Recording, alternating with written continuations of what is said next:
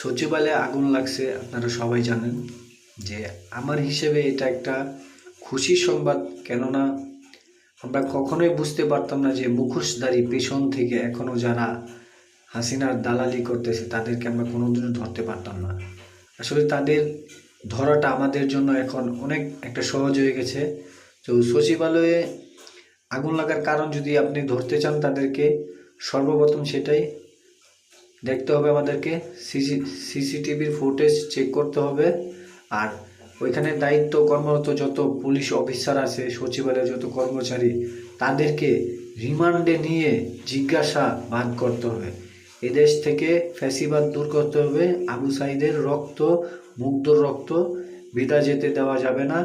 আর press উপদেশ আর যত উপদেষ্টা আছেন, আপনাদেরকে আরও দায়িত্ব গুরুত্বপূর্ণভাবে পালন করতে হবে।